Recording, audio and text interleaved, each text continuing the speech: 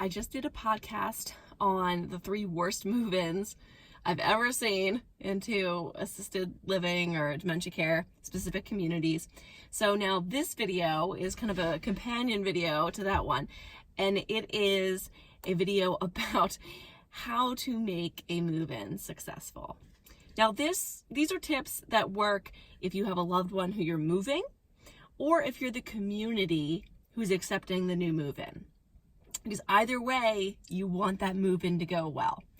And the first and most important step on either side of the equation is successful planning. You need to have a plan as to what is going to happen the day of the move-in. The worst thing is if that new resident shows up and people on both sides of the equation are stressed and not sure what's happening. You need to have a plan, like even just like a 4 to 5 hour layout of what you anticipate happening. Doesn't mean everything's going to go according to plan, but at least you tried.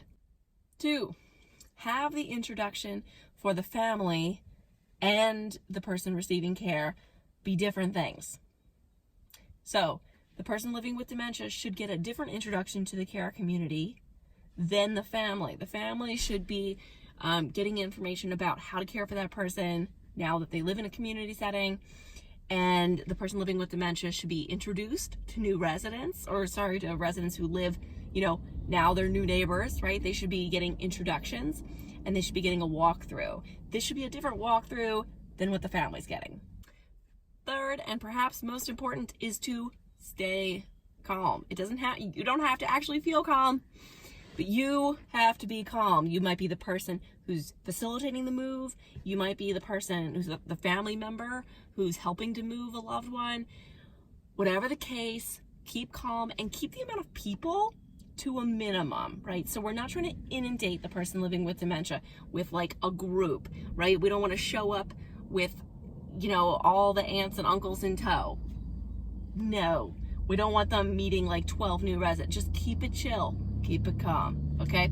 So those are my 3 tips to make a successful move-in successful. And I'm starting to sweat in my car because this is where I do my car videos, because it has the best lighting, but it's also July. So for more information like this, check out my blog, Dementia by Day. RachaelWonderlin.com is my portfolio site. It's where I tell you all about what I actually do for a living. Although making these car videos does seem to be a pretty important part of that.